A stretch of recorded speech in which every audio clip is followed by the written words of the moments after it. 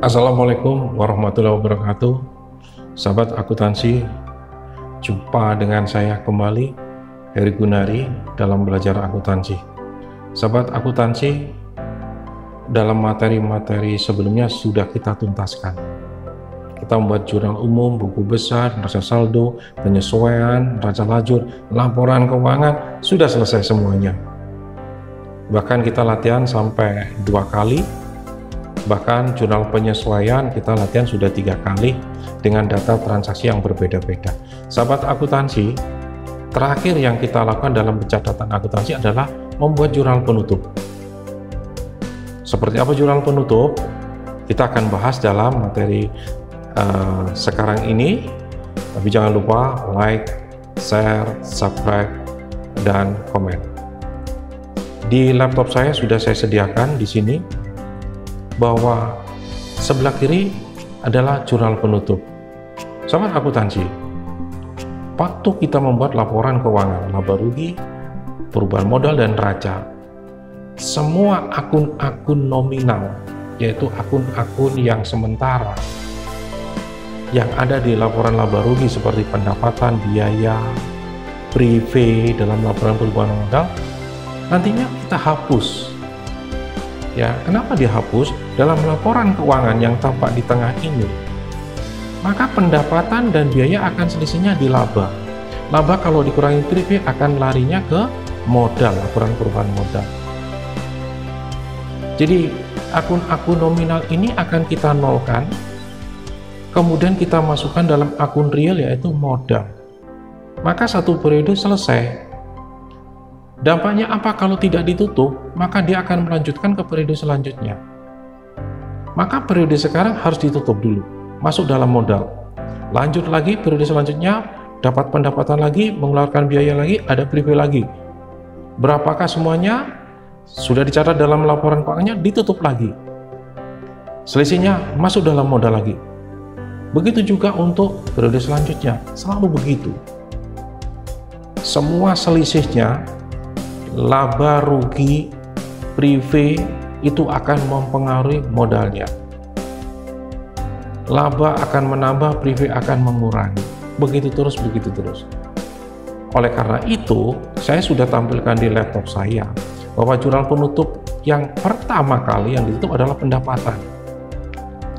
Pendapatan yang biasa letaknya kredit, maka akan didebit, akan dinolkan dengan akun lawan adalah ikhtisar laba rugi atau laba rugi. Ikhtisar itu adalah ringkasan dari laba atau rugi. Ya.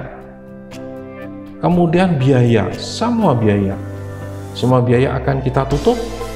Ya, semua biaya akan kita tutup dengan akun lawan diletakkan, ya, yaitu adalah ikhtisar laba rugi.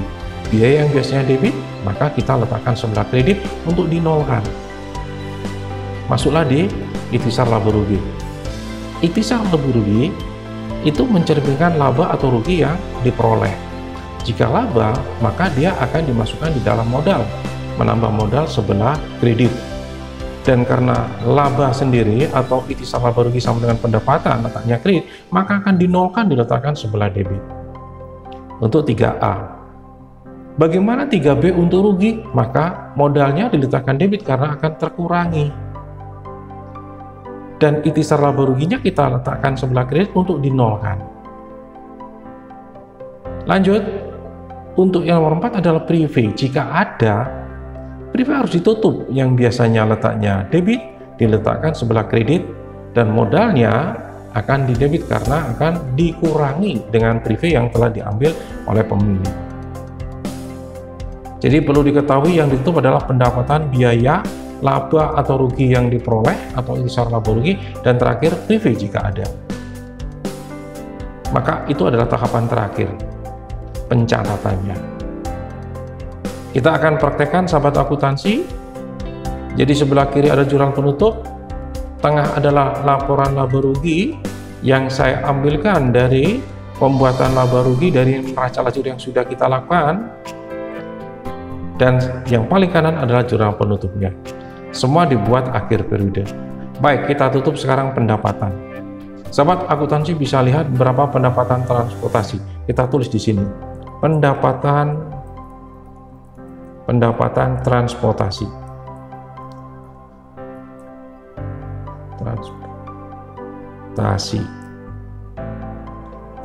Adalah sebesar 82.300. Saya tulis yang biasanya kredit, saya masukkan debit 82.300.000.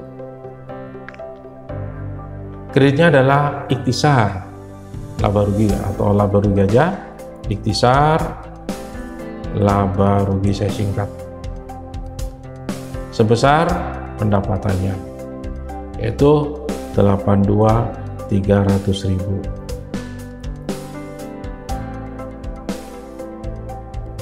Kita lanjut, yang kita tutup biaya. Di sini banyak biayanya, saya copy saja. Saya copy.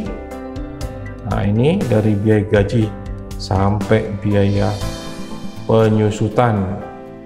Ini yang biasanya letaknya debit, kita masukkan sebelah kredit.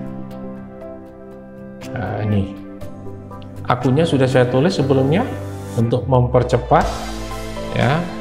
Berapakah angkanya saya tulis di sini, saya copy saja dari laporan laba rugi, semua biaya saya copy.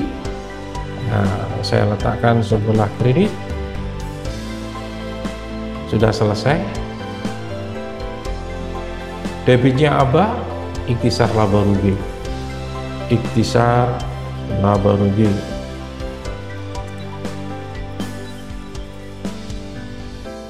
Berapa nilainya? Ini adalah jumlah dari semua biaya. Ini saya jumlahkan aja. Nah, saya jumlah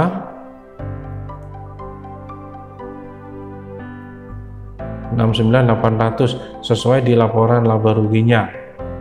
Ya, total biaya dalam laporan laba rugi adalah 69.800 sehingga sesuai.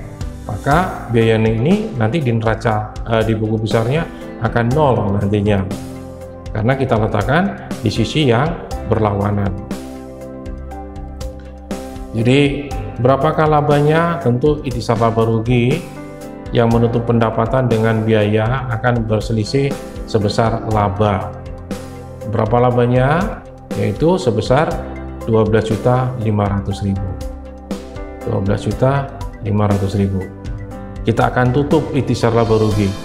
Perlu sahabat akuntansi ketahui, di sini laba rugi ikhtisar laba rugi 82.300, sedangkan debitnya 69, jadi lebih besar kreditnya.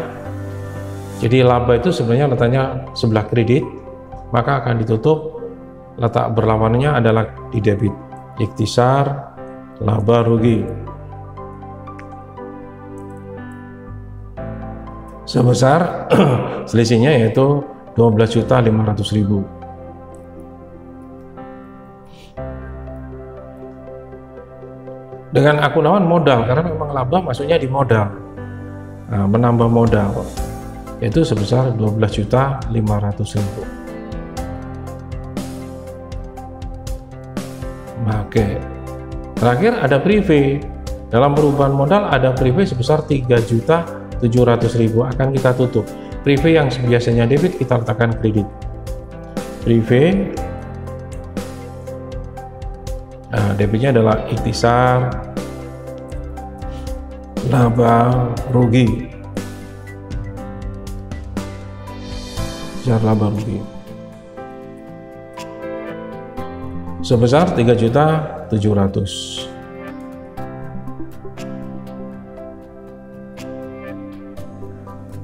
Selesai.